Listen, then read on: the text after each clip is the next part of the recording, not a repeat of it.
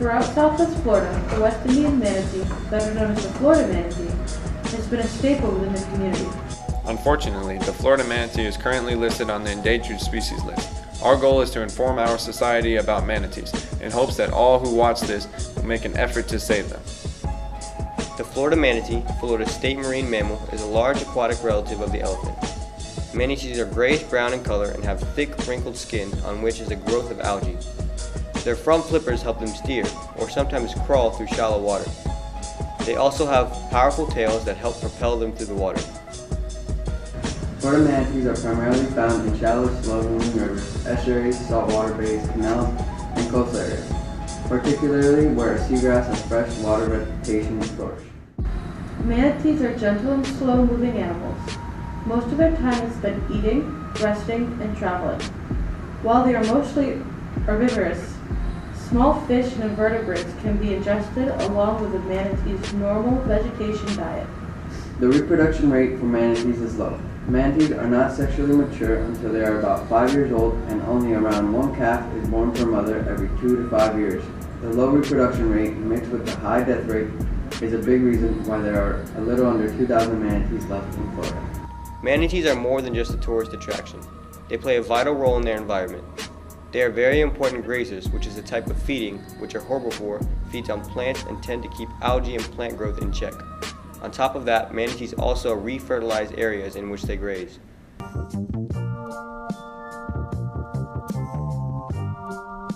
Manatees can't survive for long in water below 68 degrees Fahrenheit, which makes the 72-degree springs a vital refuge, especially as power plants go offline, shutting off warm water discharges. The city of Crystal River has capitalized, billing itself as the only place where people can swim and play with manatees. Last year, an estimated 250,000 people visited the most popular manatee spring in Florida, the Crystal River National Wildlife Refuge, which is administered by the Fish and Wildlife Service and includes portions of a 600-acre bay. All told, those visitors are said to have contributed as much as $30 million to the local economy.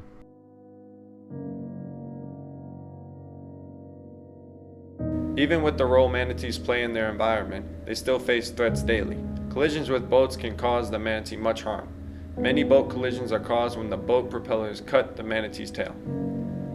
Collisions with boats are the leading cause of manatee death. Boat collisions aren't the only threat to manatees, however. The recent rise in red tide deaths has substantially increased in the past year. Already threatened by speedboats and cold snaps, they are now being killed by something else, a large poisonous algae bloom known as red tide, stretching from Sarasota to Fort Myers, Florida. So far this year, it has killed 184 manatees, compared to the previous record of 151 in 1996. Hunting and destruction of their habitats by boating are also a major threat to the Florida manatee. On the east coast of Brevard County, we've had about 90 manatee deaths this year that as yet unknown cause. We're still investigating what the cause is there. No matter what's taking the manatees away, residents and visitors alike just hope to see the sea cows come home.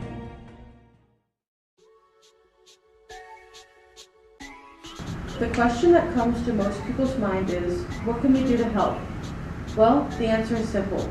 We need to educate boat owners and people in the community about protecting the manatees. Boat owners can help reduce the risk of hitting manatees by avoiding as much as possible the coastal waters of Florida and surrounding manatee habitats. Also, they should respect speed limits in manatee zones and use propeller guards while operating small motorboats. People in the community can also help the endangered manatees. By joining organizations such as the Save the Manatee Club and partaking in its Adopt a Manatee program, you could be directly involved in conservation efforts to protect the manatee.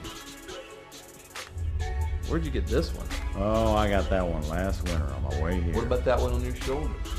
Is that a new one? Crying out loud, Cliff. You ask about that one every year. Well, it looks.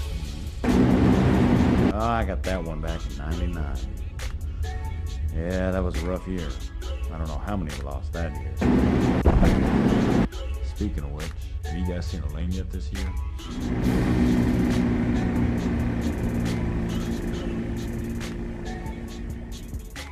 The Save the Manatee Club supports research, education, and conservation programs while also promoting legislation and providing a newsletter for the public.